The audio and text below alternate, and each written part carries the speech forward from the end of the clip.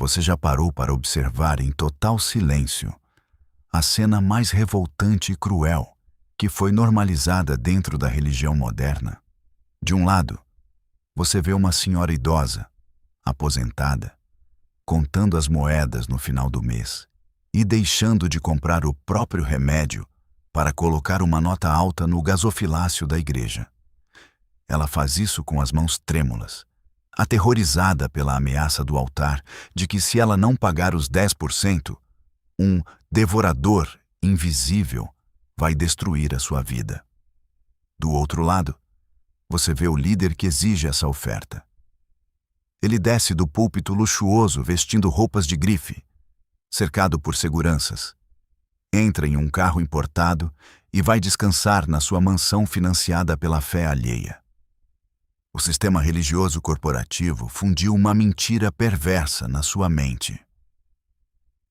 Eles fizeram você acreditar que depositar o seu dinheiro suado no CNPJ de um líder milionário é o equivalente espiritual a dar para Deus. Eles transformaram a cruz de Cristo em uma imensa pirâmide financeira, onde a base chora de exaustão e escassez para sustentar o luxo extravagante do topo. Mas neste estudo profundo e libertador do canal A Última Vigília, nós vamos abrir as Escrituras e descobrir a verdade que a liderança corporativa esconde as 7 chaves. O que o próprio Jesus Cristo pensava sobre esse comércio da fé? Onde o Mestre realmente ordenou que o seu dinheiro fosse investido? Prepare o seu coração, pois hoje você vai quebrar as correntes da manipulação e descobrir a diferença eterna entre construir o império particular de um homem e financiar o verdadeiro reino de Deus. Durante décadas, você sentou naqueles bancos de madeira e ouviu o homem de terno no altar gritar no microfone que a igreja precisava urgentemente de recursos para a obra de Deus.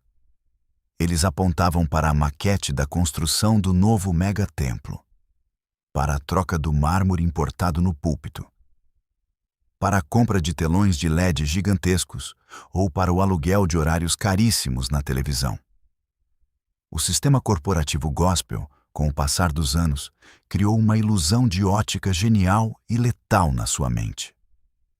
Eles convenceram você e milhões de ovelhas sinceras de que o CNPJ da denominação é o endereço físico e exclusivo de Deus na Terra. Consequentemente, qualquer depósito, cheque ou transferência enviada para a conta da instituição seria recebida diretamente pelas mãos dos anjos no céu.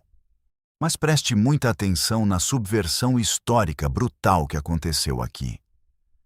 Quando abrimos a Bíblia e olhamos para a igreja primitiva, descrita de forma crua e real no livro de Atos dos Apóstolos, nós não encontramos absolutamente nada dessa estrutura de arrecadação ostensiva. Não existiam contas bancárias, não existiam carnês de construção, não havia campanhas para comprar cadeiras acolchoadas e absolutamente nenhum apóstolo enriqueceu pregando o Evangelho de Cristo.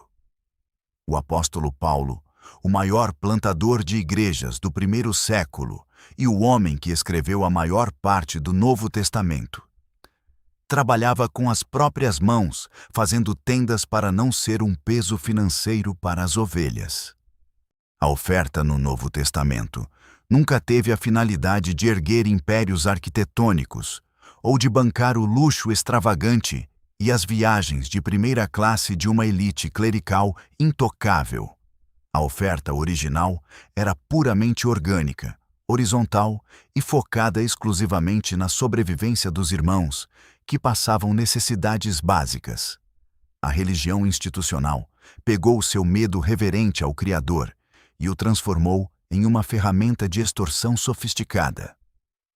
O líder religioso moderno exige que você entregue 10, 20 ou até 30% da sua renda sob a justificativa de honrar a Deus.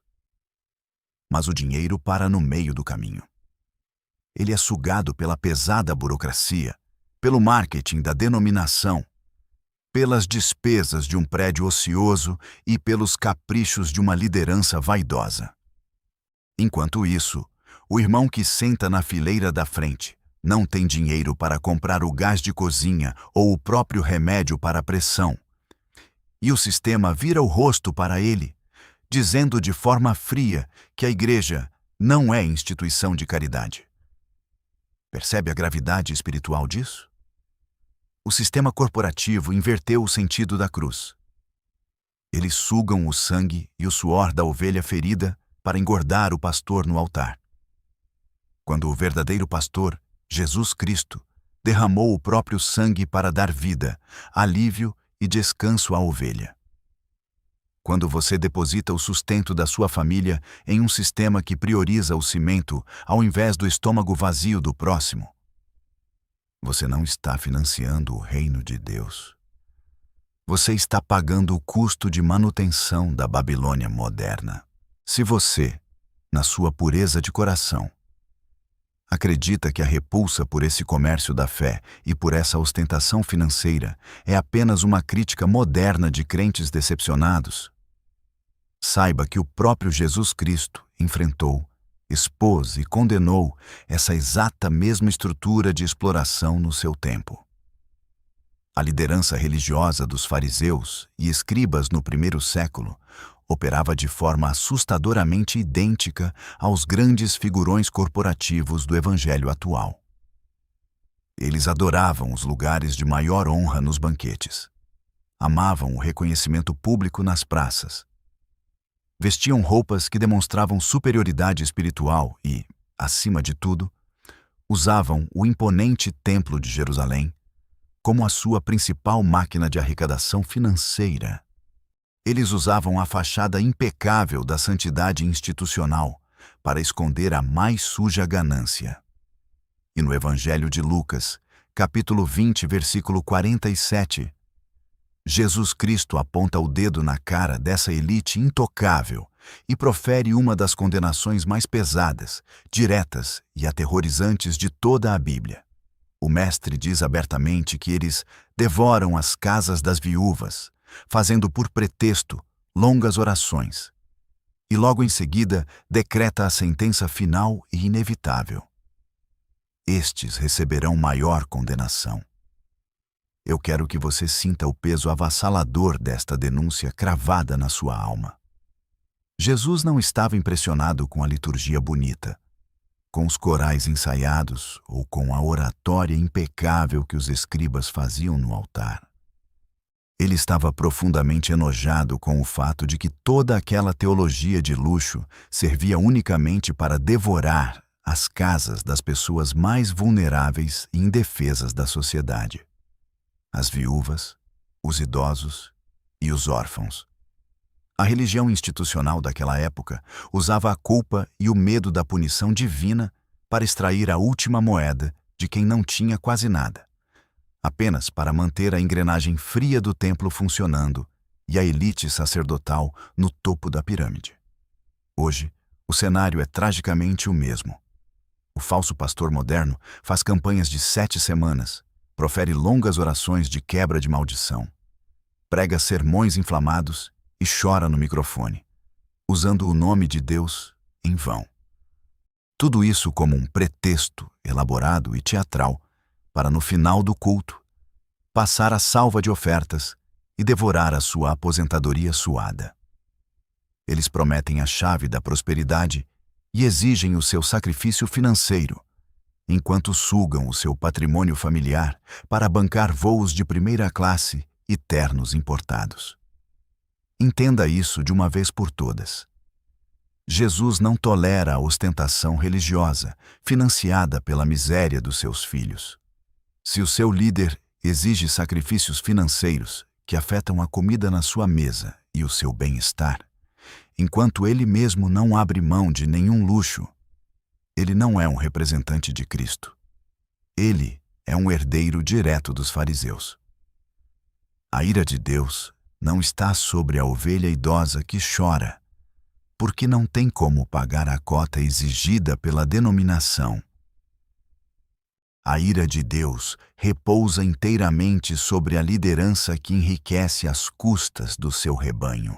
A arma de destruição em massa mais eficaz e lucrativa do sistema financeiro religioso tem nome e sobrenome: o sequestro do livro de Malaquias. O líder corporativo sobe no púlpito, engrossa a voz para parecer mais espiritual, aponta o dedo para a plateia e cita o capítulo 3. Trazei todos os dízimos à casa do tesouro, e provai-me nisto, diz o Senhor dos Exércitos. Em seguida, ele puxa o gatilho da granada psicológica. Decreta que, se você não entregar os seus 10% para o CNPJ dele, o devorador invisível entrará na sua casa. O seu carro vai quebrar misteriosamente, a sua saúde vai definhar e o seu salário será amaldiçoado. Eles usam o terrorismo do Antigo Testamento para anular a liberdade conquistada na cruz do Calvário. Mas nós vamos dissecar essa manipulação vergonhosa à luz da verdade bíblica. Primeiramente, vamos olhar para o contexto histórico original. O dízimo em Israel não era dinheiro vivo ou moedas de ouro. Era exclusivamente alimento, produtos da terra, grãos e animais. E qual era o objetivo real da famosa casa do tesouro ou do celeiro? A própria Bíblia responde no mesmo versículo que a liderança adora gritar, mas convenientemente esquece de explicar: para que haja mantimento na minha casa. O foco do Criador sempre foi a provisão alimentar, a comida na mesa, e nunca o acúmulo de capital em contas bancárias. Mais importante do que isso, a lei do dízimo era um imposto cívico-religioso exclusivo para a antiga nação de Israel, destinado a sustentar a tribo de Levi, que não tinha herança de terras para plantar, e de forma sagrada, para alimentar o estrangeiro, o órfão e a viúva. O líder religioso de hoje sequestrou o profeta Malaquias para colocar a mão no seu salário, mas ignora completamente que a antiga lei exigia que o recurso fosse parar no prato dos pobres e não na reforma de luxo do santuário. Na nova aliança, inaugurada pelo sangue puro do Cordeiro de Deus, a lei cerimonial e civil de Israel foi cumprida de forma definitiva. O apóstolo Paulo, o maior mestre da graça, ao instruir a igreja no Novo Testamento, nunca usou a ameaça do devorador. Ele ensinou a contribuição horizontal, movida por compaixão, amor prático e liberdade. O sistema corporativo adora pregar a lei de Moisés na hora de arrecadar o seu dinheiro, mas exige a graça irrestrita na hora de perdoar os próprios escândalos da liderança. Não permita nunca mais que homens vaidosos usem a Bíblia Sagrada como um revólver apontado para a sua carteira. O diabo não vai secar a sua geladeira porque você deixou de financiar um império de tijolos. O terrorismo gospel acaba no exato segundo em que a luz da verdade brilha na sua mente. A instituição religiosa moderna criou um sistema de auditoria completamente corrompido para avaliar a qualidade e a autenticidade da sua fé. Ao longo dos anos, eles fizeram você acreditar que no grande dia do juízo final, o Senhor abrirá uma imensa planilha financeira diante do seu trono e perguntará qual foi a quantia exata que você transferiu para a conta bancária da denominação. Fizeram você pensar que o seu galardão eterno está diretamente atrelado ao número do seu carnê de dízimo e à sua fidelidade cega em sustentar o luxo e as ambições da liderança. Mas quando abrimos as Escrituras e olhamos diretamente para as palavras do Mestre, Jesus Cristo nos entrega a verdadeira matemática dos céus. E ela destrói impiedosamente toda a contabilidade gananciosa do templo. No Evangelho de Mateus, capítulo 25, Jesus descreve de forma gloriosa o cenário do grande julgamento. o momento em que ele separará as ovelhas dos bodes. Quando ele se dirige aos justos e os convida para herdar o reino preparado desde a fundação do mundo, ele não menciona, em momento algum, a construção de luxuosas catedrais de cimento e mármore. Ele não pergunta se você ajudou a bater a meta da campanha financeira, se financiou o carro blindado do apóstolo ou se comprou as cadeiras estofadas para o auditório VIP. A avaliação do Rei do Universo é chocantemente humana, orgânica e direta. No versículo 35, ele decreta o verdadeiro gabarito da eternidade. Porque tive fome, e destes-me de comer. Tive sede, e destes-me de beber. Era estrangeiro, e hospedastes-me. Estava nu, e vestistes-me. Você consegue compreender a magnitude assustadora e libertadora desta revelação? Jesus Cristo nunca colocou o seu selo sagrado de aprovação naqueles que transferiram riquezas incalculáveis para a mão de um líder intocável. O Senhor Supremo do Universo escondeu a sua própria imagem no rosto abatido do pobre, na dor silenciosa da viúva e no desespero invisível do órfão. A verdadeira obra de Deus na Terra nunca foi a expansão financeira de um conglomerado religioso. A verdadeira obra de Deus é a restauração da dignidade humana através do amor prático e tangível. Quando você pega aquele dinheiro que a igreja exigia através do terrorismo psicológico e decide usá-lo para comprar a cesta básica de um vizinho desempregado, para ajudar a pagar a conta de luz de uma mãe solteira em desespero, ou para custear o remédio caro de um idoso que o sistema eclesiástico descartou, você está depositando o seu tesouro diretamente na conta blindada do céu. A matemática de Cristo é perfeita e não falha. Você ignorou o intermediário engravatado e vaidoso, virou as costas para o comércio da fé e entregou a sua oferta sagrada diretamente na mão perfurada do próprio Filho de Deus. Pare de financiar o ego dos homens e comece a financiar o reino. A teologia da exploração financeira se sustenta debaixo de um erro arquitetônico e espiritual monumental. A religião moderna endeusou o prédio. A liderança corporativa justifica a sua máquina de arrecadação implacável, afirmando aos gritos que é estritamente necessário investir com excelência no santuário do Senhor. Com essa desculpa milimetricamente calculada, eles transformam o prédio de tijolos, aço, luzes de neon e mármore em um verdadeiro bezerro de ouro contemporâneo. Convencem você, através de uma manipulação emocional pesada, de que as paredes da denominação precisam ser infinitamente mais luxuosas do que a sua própria casa para demonstrar a glória e a majestade do reino. E é exatamente com essa chantagem gospel que eles arrecadam verdadeiras fortunas para polir pedras, trocar poltronas e erguer fachadas de vidro espelhado, enquanto as ovelhas feridas, que sentam nesses mesmos bancos luxuosos, estão quebrando emocionalmente, fisicamente e financeiramente. Mas no livro de Atos dos Apóstolos, capítulo 7, versículo 48, o mártir Estevão proferiu uma frase histórica que enfureceu a liderança religiosa da sua época até a morte, e que ainda hoje causa pânico e ódio nos falsos pastores. Mas o Altíssimo não habita em templos feitos por mãos de homens. Sinta o impacto demolidor dessa verdade. A nova aliança, selada na cruz do Calvário, estabeleceu uma revolução estrutural definitiva.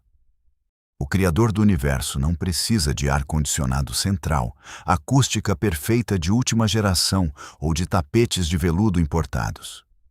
Ele não mora no CNPJ da sua denominação, e muito menos entre as quatro paredes frias de um auditório climatizado.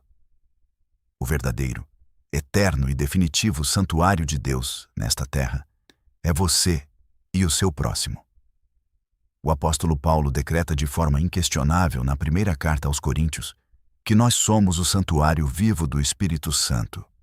Portanto, a maior prova de cegueira espiritual, orgulho e vaidade da religião moderna é canalizar milhões de reais, vindos do suor da congregação, para enfeitar prédios que o tempo vai destruir, enquanto se recusam de forma impiedosa a socorrer os templos vivos de carne e osso que estão desmoronando de fome e dor ao lado deles. Entenda de uma vez por todas: investir pesado no reino de Deus não tem absolutamente nada a ver com comprar cimento, tinta e porcelanato para inflar o império de um homem. O prédio ficará para trás e a traça vai roer a maquiagem do altar. Toda vez que você escolhe ajudar um irmão pobre e esquecido, em vez de enriquecer um líder vaidoso, você está adornando e restaurando o verdadeiro templo do Senhor. Você está cuidando da arquitetura sagrada da vida humana, a única estrutura deste planeta que possui o fôlego de Deus e que vai existir por toda a eternidade. Solte o carnê da religião institucional e comece a edificar vidas. Chegou o momento exato de quebrar definitivamente a algema da culpa que o sistema corporativo soldou na sua mente durante décadas. Quando você decidir fechar a torneira do financiamento institucional e parar de sustentar o império dos homens, prepare-se para a reação deles. A liderança vai te acusar de roubar a Deus.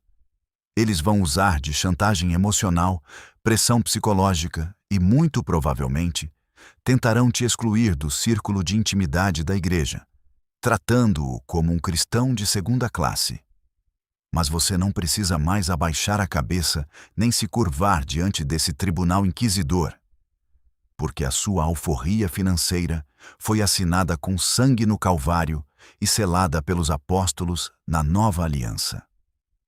Na segunda carta aos Coríntios, capítulo 9, versículo 7, o apóstolo Paulo estabelece a regra de ouro, o padrão imutável, orgânico e totalmente libertador para a vida financeira de um cristão verdadeiro. Cada um contribua segundo propôs no seu coração, não com tristeza ou por necessidade, porque Deus ama ao que dá com alegria. Eu quero que você leia com extrema atenção as palavras não com tristeza ou por necessidade. No texto original grego, o termo traduzido como necessidade carrega o sentido claro de obrigação, coação ou extorsão. O apóstolo Paulo está proibindo expressamente a cobrança religiosa. O verdadeiro dízimo ou oferta na dispensação da graça nunca foi e nunca será uma taxa fixa extorquida através do medo do inferno. Não é uma mensalidade corporativa. Não é um carnê de 12 parcelas com código de barras que a secretaria da igreja envia para a sua casa com um aviso de cobrança. A verdadeira oferta cristã é fruto de um transbordamento voluntário do seu coração, guiado exclusivamente pela voz suave do Espírito Santo, e não por uma meta de arrecadação do pastor para bater o orçamento do mês. Se ao entregar um envelope na salva de veludo da igreja, você sente medo de ser amaldiçoado, se você sente um peso esmagador por saber que aquele dinheiro fará falta na compra do supermercado da sua família, saiba de uma coisa: Deus não aceita essa oferta. Ela foi dada sob coação. O Senhor não é um agiota do universo. O que Ele ama é quem dá com verdadeira alegria. E onde nós encontramos essa verdadeira alegria? Você a encontra no sorriso aliviado de um pai de família que não tinha o que comer e recebeu uma cesta básica comprada por você. Você a encontra no olhar de gratidão de um doente que não tinha como pagar um exame e foi socorrido pelo seu recurso. Isso é doar com alegria. A sua conta bancária não pertence à denominação. Ela é uma ferramenta sagrada para o reino de Deus. A partir de hoje, você não paga mais impostos religiosos para os homens. Você é livre para abençoar vidas. Nós chegamos ao final dessa jornada revolucionária. E eu sei que o alívio que você está sentindo agora é o próprio Espírito Santo confirmando a verdade no seu coração. Durante anos, você foi manipulado e aterrorizado para acreditar que o seu sacrifício financeiro para erguer paredes de gesso e sustentar o luxo de falsos pastores era o que agradava a Deus. Mas hoje, a venda caiu. Você viu com os seus próprios olhos, direto nas palavras do Mestre, que Jesus Cristo se levanta do seu trono, não para aplaudir quem financia bezerros de ouro modernos, mas para honrar quem reparte o pão com o faminto. Se amanhã o sistema religioso tentar te encurralar, perguntando qual é a sua religião agora que você parou de bancar o CNPJ deles, não abaixe a cabeça. Responda com a autoridade inabalável do apóstolo Tiago. No capítulo 1, versículo 27, a Bíblia resume de forma avassaladora o que o Pai Celestial realmente espera de nós. A religião pura e imaculada para com Deus e Pai é esta: visitar os órfãos e as viúvas nas suas tribulações e guardar-se da corrupção do mundo. Preste muita atenção no silêncio ensurdecedor dessa passagem sobre a arrecadação institucional. Tiago não menciona campanhas de prosperidade, não menciona carnês para comprar mármore e muito menos o enriquecimento de líderes intocáveis. A religião que o céu reconhece não tem placa na porta e não tem maquininha de cartão no altar. A verdadeira religião veste o nu, abraça o excluído e coloca comida na mesa de quem chora de fome na madrugada. E ao dizer, guardar-se da corrupção do mundo, a palavra está te mandando fugir exatamente desse sistema ganancioso que transformou a fé em um balcão de negócios altamente lucrativo. Minha irmã, meu irmão de cabelos brancos, o seu dinheiro é o fruto do seu tempo, do seu suor e da sua vida. Não o entregue mais nas mãos de lobos vestidos em ternos de grife. Use a sua liberdade financeira para abençoar a sua família em primeiro lugar. Pois a própria Bíblia adverte que quem não cuida dos seus, negou a fé. E, com o que transbordar do seu coração, seja você mesmo a mão de Deus na vida de um pobre. Sem intermediários, sem holofotes, sem recibos eclesiásticos. O sistema corporativo vai tentar nos calar, mas a luz da palavra já rasgou o véu. Se esta mensagem tirou um fardo das suas costas e abriu os seus olhos, inscreva-se agora mesmo no canal A Última Vigília e ative o sino de notificações. Faça parte do nosso remanescente. Vá aos comentários agora e declare a sua liberdade escrevendo a frase: "O meu tesouro financia o reino". Compartilhe este vídeo no grupo da família e liberte quem ainda vive sob a escravidão do devorador. A vigília continua e a nossa oferta agora é a misericórdia.